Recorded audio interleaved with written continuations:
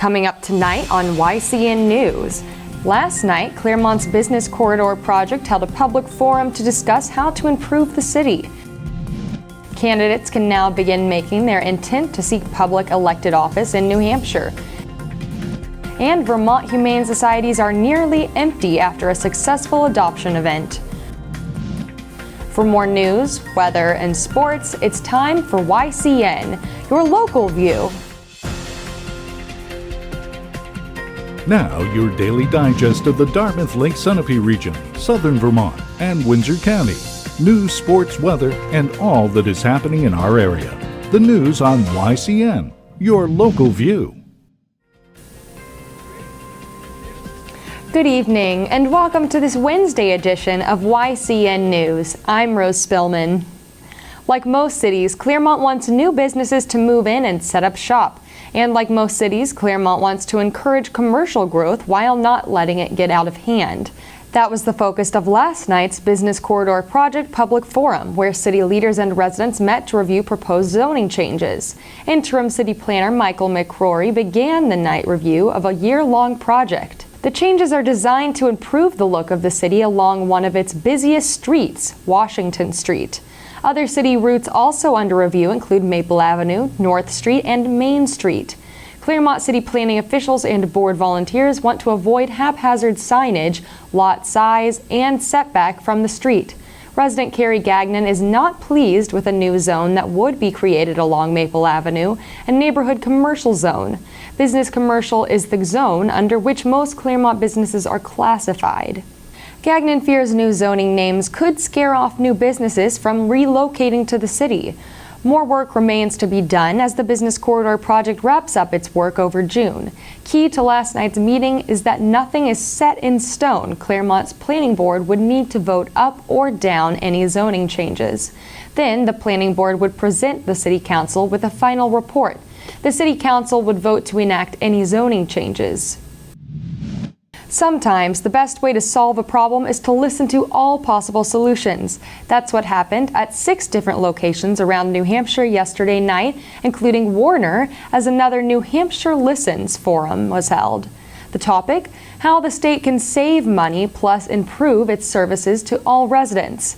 Civic-minded folks gathered at Warner Town Hall to participate and give feedback to forum leaders. UNH Research Assistant Kiata Moore-Vissing led the Warner discussion, and she tells us more about the Carsey Institute, which conducts social policy research under UNH's umbrella. The Carsey Institute is a research institute at UNH, and I work for New Hampshire Listens, which is their civic engagement program. So New Hampshire Listens goes around the state and facilitates community conversations about difficult issues. We do local and statewide stuff, so this is a statewide conversation tonight. New Hampshire is listening to citizen input on how to make state government more efficient, transparent, and innovative. So basically, the Governor Hassan established a commission for transparency, efficiency, and innovation, and the commission wanted citizen input. So they came to us and said, "Can you try to advertise this event? Anyone can come. Bipartisan conversations encouraged, and get people to share their experiences with state agencies and like the Department of Ed, Department of Transportation, Department of Health and Human Services, so that we can improve these processes." And make it more efficient, make it more creative and run smoother, and then make it more transparent so that we're sharing information better with our public. Working with Kiata and Warner was Kristen Van Ostern. Kristen works with the Governor's Commission as part of the New Hampshire Listens project. Kristen explains how the information gathered from Tuesday's forum will be used to improve life for New Hampshire residents. Governor Hassan about a year ago formed the commission and tasked it with coming up with recommendations to find ways to save money for taxpayers as well as improving state services. The commission wanted to make sure that we were getting feedback from folks on the ground, so we're conducting 6 of these sessions across the state tonight. In addition, we'll be talking to state employees and other groups of stakeholders to be getting their opinions as well. The Commission is expected to prepare by December a report with information gleaned from Tuesday's statewide sessions. Today's the day that candidates competing in the New Hampshire primary can formally begin making their intent to seek public elected office official. The filing period ends on June 13th. September's primary is set for the second Tuesday of the month on the 9th. Political races at all levels, state, county, and federal, will be determined in November on the 4th of that month. One person filing today in Concord is U.S. Senate candidate Jim Rubens. Rubens, a Republican, is challenging fellow Republicans Karen Testerman and former U.S. Senator Bob Smith in the September primary.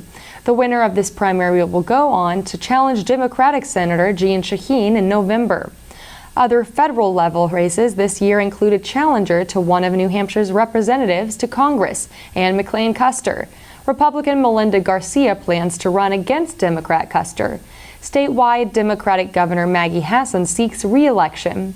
Republican candidates Walter Havenstein and Andrew Hemingway already are campaigning to unseat Hassan.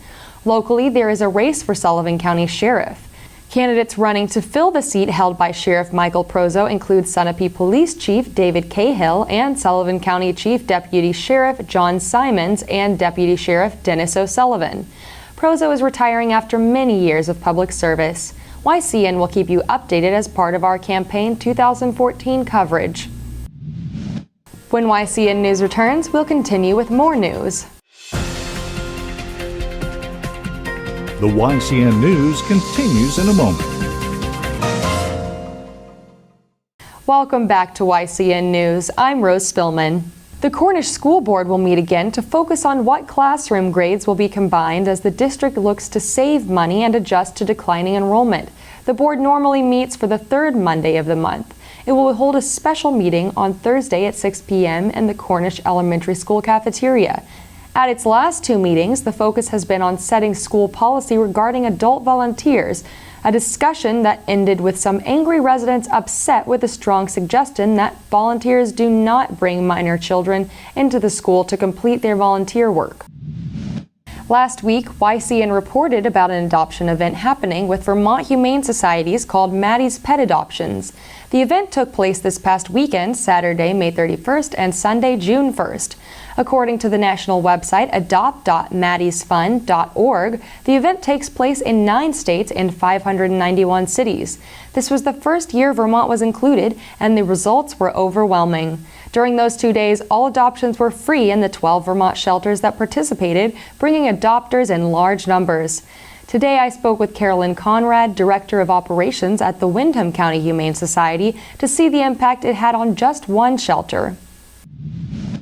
20 dogs, 61 cats, and 2 guinea pigs got adopted and found homes this weekend.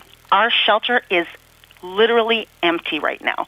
We have not one animal available for adoption because we adopted every single available animal out during that weekend. And most shelters in Vermont, we all had a very successful weekend, and there were several who had the same experience as we did in terms of adopting every single physical animal out of their shelters. So it's just a huge bonus for everyone in Vermont, but also it gives us a chance to pull animals now from high kill shelters in overpopulated areas so that we can save even more animals. We are blown away. I mean, the generosity of Maddie's Fund, but just the volume of animals we were able to move to really good homes. I mean, these are all, every person met with an adoption counselor, every person, got matched with the right animal, and it just, so many happy faces over the weekend. It was just overwhelming.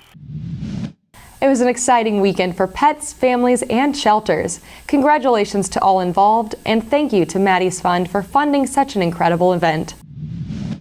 On a related note, if you're still looking for a furry friend to welcome to the family, you'll love this next story. Let's continue with our series of Pet of the Week to see which adoptable pets are ready for a new home. Welcome to YCN's Pet of the Week. Brought to you by Achille Agway in Walpole, New Hampshire, and P&G Pet Foods.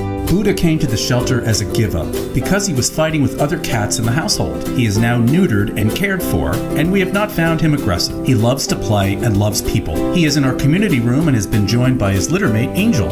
They are both orange tiger cats and approximately 2 years old. We thought Buddha was small for his age, but Angel is very petite and sweet. Angel is not as outgoing as Big Brother, but likes to be held. They certainly would make a nice duo, but can go separately to a good home. Rusty is a very handsome orange cat with white bib and feet.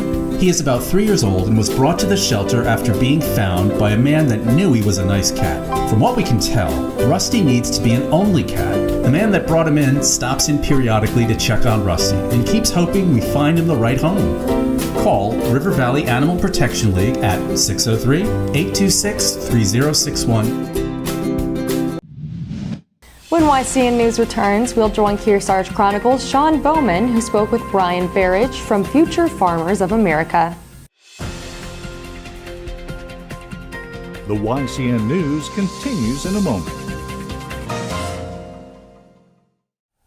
Welcome back to YCN News. I'm Rose Spillman. Now let's take a look at our weather for the next few days and then move on to high school sports. Tonight we have mostly cloudy skies with lows in the 50s and calm winds. Tomorrow we have a 40% chance of rain with a high of 70 degrees.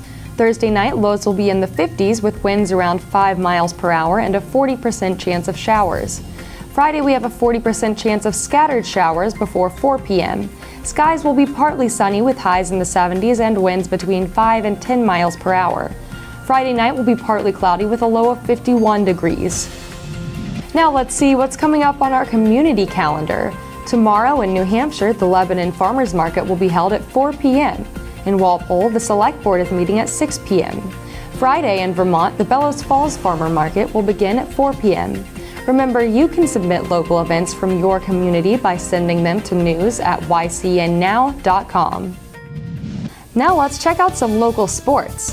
High school tournaments are heating up tomorrow in baseball as Lebanon gets set to take on St. Thomas Aquinas, 4 o'clock p.m. tomorrow at Lebanon High School. Then at 4:30, 14th seeded Hanover will go on the road to try and topple the 3rd seeded Plymouth in Division II playoff action. In softball, Stevens will go toe-to-toe with Newport in a rivalry game that you most surely will not want to miss. It goes down tomorrow at 5:30 p.m. at the Newport High School. In lacrosse, the Hanover boys will take on Nashua North at home in the quarterfinals of the NHIAA Division I tournament at 5:30 p.m. Check out your YCN Game of the Week next week for full coverage, analysis, and highlights of the game in what will be the final game of our spring season. When YCN News continues, we'll hear from Capital Connections' John O'Connor, who spoke with Jim Rubens, candidate for U.S. Senate. The YCN News continues in a moment.